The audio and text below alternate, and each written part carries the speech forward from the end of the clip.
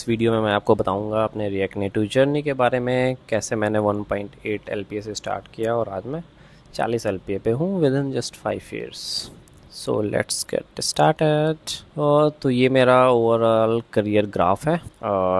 मैंने अपना career start किया था जब 2019 स्टार्ट हो रहा था, उसके जस्ट एक महीने पहले। तो तब मेरी जो इनकम थी वो 15,000 पर मंथ थी। वो एक कंपनी थी नोएडा की और मैंने वहाँ से अपना करियर स्टार्ट किया था। वहाँ पे मैंने लगभग 4 महीने काम किया और वहाँ से मैंने स्विच किया एक दूसरे कंपनी में, जो कि मुझे उस टाइम 30,000 पर मंथ की इनकम दे रही थी। और इन सब का मैं ऑफर लेटर आपको दिखाऊंगा विद डेट्स एंड कंपनी का नाम वगैरह मैंने हाइड किया हुआ है ड्यू टू सिक्योरिटी रीजंस। आपको प्रूफ वाइज सारी चीज़ें देखने को मिलेंगी। मैंने उस कंपनी में कंटिन्यू किया लगभग 1 साल, और 1 साल के बाद मेरी फिर जो नॉर्मल सी इंक्रीमेंट होती है आईटी में, आप जानते हो, उस टाइम मेरी हुई। तो वो 15 से 45,000 मेरी सैलरी हुई।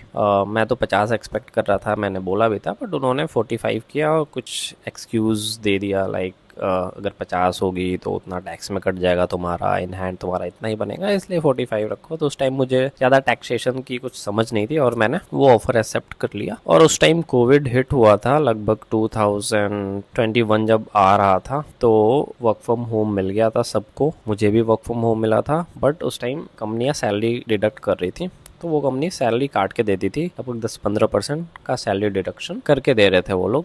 मैं उस कंपनी में कंटिन्यू रहा और जैसे ही 2 साल होने वाले थे तो मुझे पता था कि 1 साल बाद मेरा कितना इंक्रीमेंट हुआ था और फिर दूसरे साल में मेरा कितना इंक्रीमेंट हो सकता है। तो मैंने इस बार बेटर प्लान किया। मैंने इस बार पहले से ही ऑफर्स लेना स्टार्ट कर दिए, मैंने इंटरव्यू देना स्टार्ट कर दिया, तैयारी किया, इंटरव्यू की प्रिपरेशन करी और 1-2 जगह से मैंने ऑफर लेटर ले लिया। जब मेरा इंक्रीमेंट का टाइम आया दूसरी बार, तो मैंने खुद ही सामने से बोला कि सर मुझे इतने इतने का ऑफर है और मैं इस कंपनी में जाना चाहता हूँ। तो फिर मेरे मैनेजर ने बोला कि रुको मैं बात करता हूँ हायर लेवल से, तो देखते हैं क्या हो सकता है। फिर उन्होंने मेरा ऑफर मैच कर दिया उस टाइम पे। अब मैं दिखाता हूँ आपको विद प्रूफ, मैंने बोला था ना, तो मैं अब भी दिखा रहा हूँ आपको। शायद उन्होंने हैंड ओवर किया था, हार्ड कॉपी दिया था, तो वो मेरे पास नहीं है, बट सेकंड कंपनी ऑनवर्ड्स मेरे पास सारे ऑफर लेटर सॉफ्ट कॉपी में है।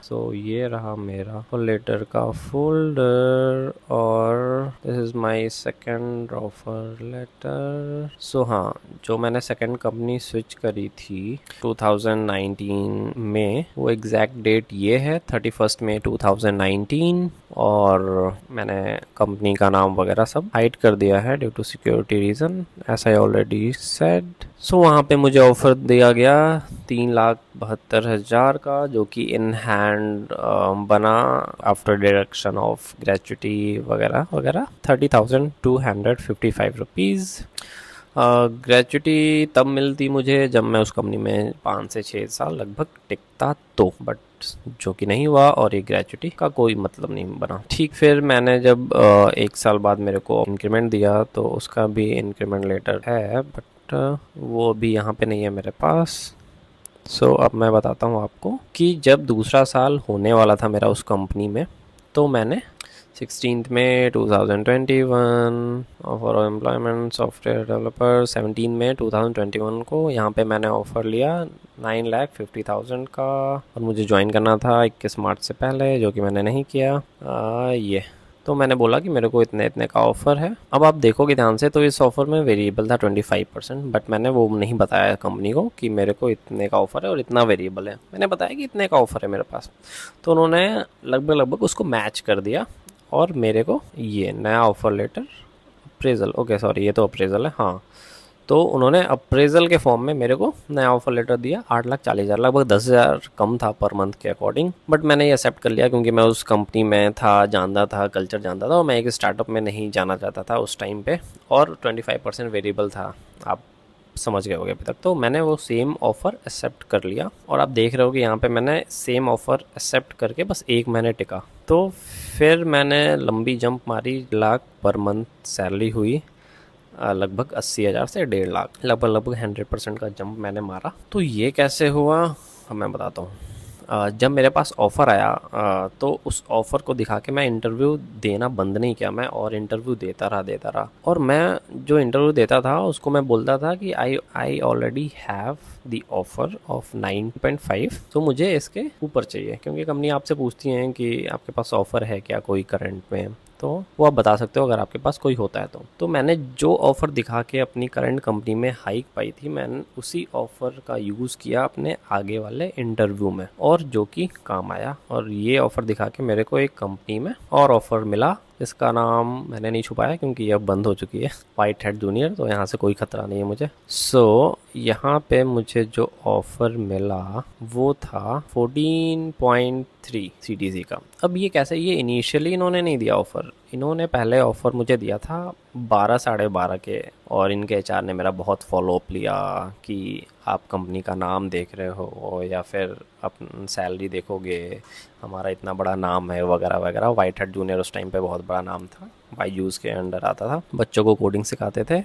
तो ऐसा बोल के उन्होंने पहले कम का ऑफ़र दिया था, 12.5 वगैरह का। फिर मैंने उस 12.5 वाला भी ले लिया मैंने ऑफ़र, और फिर उस ऑफ़र को दिखा के मैं और आगे इंटरव्यू देने लगा। अब आप देख रहे हो, मैंने एक ऑफ़र दिखा के अपनी कंपनी में सैलरी बढ़वाई, फिर उसी ऑफ़र को दिखा के एक नया ऑफ़र लिया, और उस नए ऑफ़र को दिखाते दिखाते मैं और इंटरव्यू देता रहा, क्योंकि उस टाइम पे बहुत सारे इंटरव्यू लग रहे थे और मैं देता रहा और मैं ऑफ़र बताता था। तो एक और जगह मेरा हो गया ऑफ़र लेटर, उन्होंने भी दिया, उन्होंने लगभग 15 या 16 का ऑफ़र लेटर दिया था, 16 लाख का। फिर मैंने वाइट हेड जूनियर से बात की कि मुझे एक जगह 16 का मिल रहा है, ऐसा वैसा है, तो उन्होंने कहा कि इसमें हम 16 तो नहीं बट 14.3 कर सकते हैं। तो मैंने भी बहुत सोचा कि जहाँ से मुझे 16 का ऑफ़र है वो भी स्टार्टअप है, कुछ साल पहले स्टार्ट हुई है और कोई नाम नहीं है उसका, और ये नाम है, मैं थोड़ा सा इसके कहने में आ गया था इस एचआर के।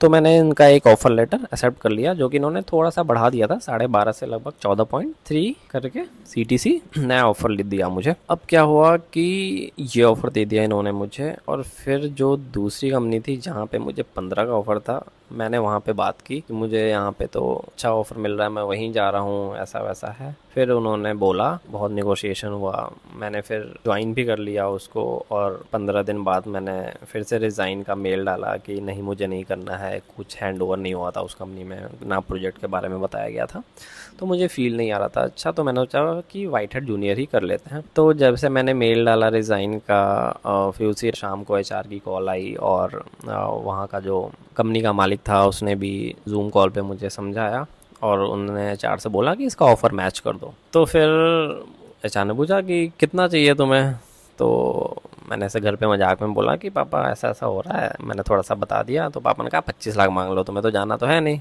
तो मैंने बोल दिया 25। तो एचआर का मुंह खुल गया, यार इतना तो नहीं होगा ये वो। मैंने कहा ठीक है, कितना हो जाएगा, तो उसने बोला कि मैक्सिमम 18 हो पाएगा। तो मैंने कहा ठीक है, रेडी, आई एम रेडी। तो फिर उस कंपनी से मैंने 18 का ऑफ़र लिया, और वो ऑफ़र ये है 18 लाख का फाइनल, जो कि मैंने एक्सेप्ट किया था, और आपको यहाँ पे दिख रहा होगा 1.5 लाख रुपए पर मंथ। तो मैंने उस कंपनी में काम किया, उस कंपनी में शायद मैं ही हाईएस्ट पेइंग एम्प्लॉई था, और हमें कुछ नाम से बुलाया जाता था, वो फिर कभी बताऊंगा। तो फिर वहाँ पे मैंने 1 साल कंटिन्यू किया, प्रोजेक्ट्स पे काम किया, और 1 साल बाद जब हाइक का टाइम आया तो फिर से एक नॉमिनल सा हाइक हुआ, जैसे कि पता है आपको कि कंपनियों में होता है। तो मेरा 18 लाख से 21.5 लाख कर दिया गया हाइक। मे बी इंक्रीमेंट का भी मेरे पास होगा कुछ।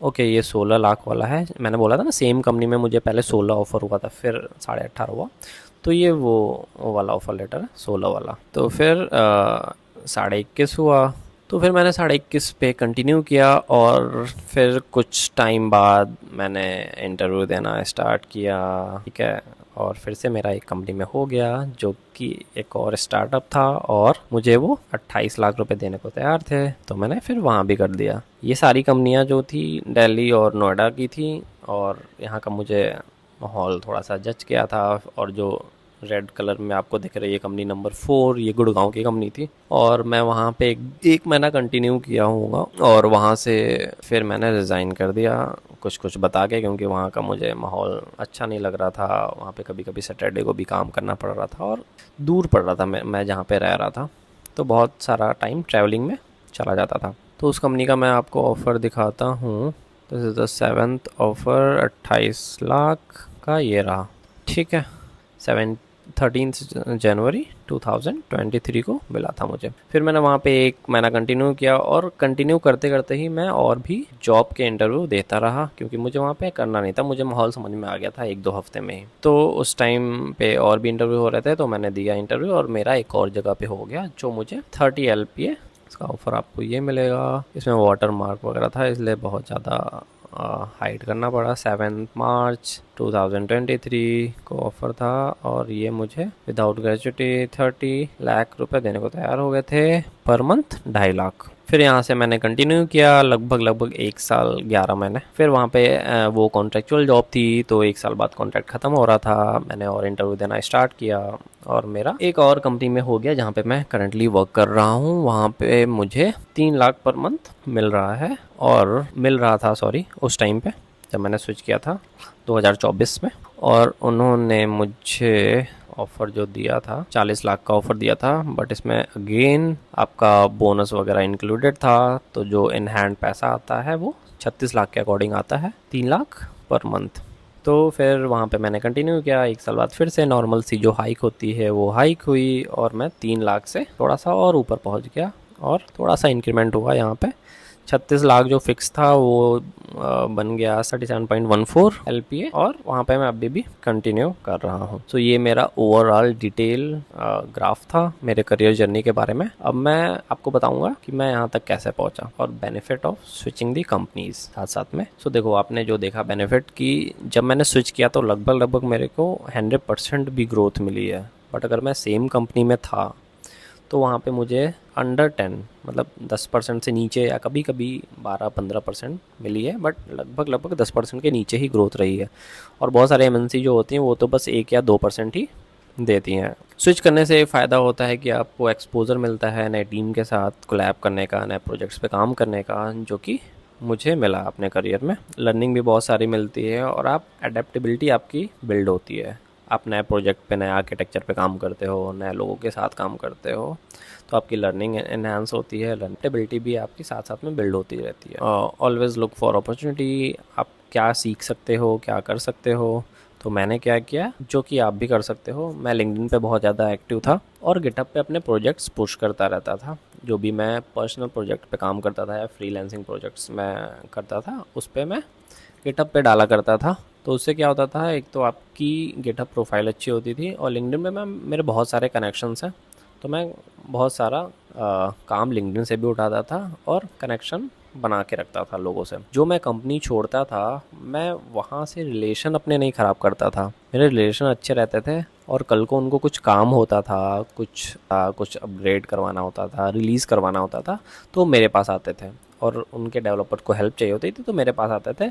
मैं उनसे एज अ कॉन्ट्रैक्ट या फ्रीलांसिंग प्रोजेक्ट में कन्वर्ट कर लेता था उस चीज़ को। लर्न ट्रेंडिंग स्किल्स, मैं यहाँ तक कैसे पहुँचा, स्किल्स को सीख सीख के। जैसे कि जो भी ट्रेंडिंग स्किल्स हैं वो आपको सीखना पड़ेगा आपके करियर से रिलेटेड। जैसे कि आजकल AI वगैरह बहुत चल रहा है, तो आपको AI का यूज़ करना आना चाहिए अपने प्रोजेक्ट्स में। और रिएक्ट नेटिव आप जानते हो कि डे बाई डे बहुत सारे अपग्रेडेशन करता रहता है, बहुत सारी नई चीज़ें आती हैं, वो आपको पता होनी चाहिए basically. Networking is the key. सो जैसा कि मैंने बताया कि पुरानी कंपनी जो मैं छोड़ता था, वहाँ पे मैं कनेक्शन बना के रखता था, अपने रिलेशन स्ट्रॉन्ग करके रखता था, और वहाँ से मुझे काम मिलता जाता था। माई की लर्निंग, सो मेरे की लर्निंग्स क्या क्या रहे। नेवर स्टॉप लर्निंग, जैसा मैंने बताया कि आपको डे बाई डे नई चीज़ें सीखनी पड़ेगी, जो भी चीज़ें आती हैं नई नई उससे अवेयर रहना पड़ेगा। Networking matters, yes. सो आपको लिंक्डइन पे कनेक्शन बनाते रहना पड़ेगा, आपके पुराने जो कनेक्शन थे पुरानी कंपनियों के, उनसे कनेक्ट रहना पड़ेगा। और टेक रिस्क, जैसे कि मैंने रिस्क लिया, मैंने ऑफ़र लेके फिर इंक्रीमेंट के टाइम पे ऑफ़र दिखाया, मैंने बोला कि मुझे छोड़ना है, मुझे जाना है, तो वो बात आगे मैनेजमेंट तक पहुंची, और मेरा इंक्रीमेंट वहाँ पे अच्छा हुआ। तो देखो क्या होता है, मैंने ऑब्ज़र्व किया है कि बहुत सारी कंपनी में ऐसे लोग होते हैं कि वो कहते हैं कि हाँ मुझे कंपनी छोड़नी है, मुझे कंपनी छोड़नी है, बट वो स्टेप नहीं ले पाते हैं। जैसे कि मेरी जो पहली कंपनी थी, वहाँ पे एक बंदा था जो कहता था कि यार मुझे कंपनी छोड़ना है। मैंने कहा हाँ यार छोड़ेंगे, मुझे भी छोड़ना है, साथ में करते हैं। मैंने उसके बाद बहुत सारी कंपनियाँ चेंज कर ली, और वो अभी तक उसी कंपनी में होगा शायद। तो ऐसा होता है। इंस्पिरेशंस फॉर यू, आप क्या इंस्पिरेशन ले सकते हो? मैं जैसे 15,000 से यहाँ तक पहुँच सकता हूँ, 40 LPA तक, तो आप भी पहुँच सकते हो। कुछ साल में आप इससे और आगे पहुँच सकते हो और जल्दी भी पहुँच सकते हो। और फोकस होना, ग्रोथ माइंडसेट, आपका माइंडसेट जो होता है वो बहुत अच्छा होना चाहिए, फोकस्ड होना चाहिए, ग्रोथ फोकस्ड होना चाहिए। आपको डरना नहीं चाहिए कि यार मुझे इतना कम क्यों इंक्रीमेंट मिला, आपको बोलना आना चाहिए, राइट। सो आपको जो भी इंक्रीमेंट मिले आप जाके मैनेजमेंट से बात करो, इतना क्यों मिला, मैं इससे बेटर एक्सपेक्ट करता हूँ, वगैरह वगैरह। और हमेशा लर्निंग पे ध्यान दो। सो या that's all from my side. Thank you for watching and subscribe for more.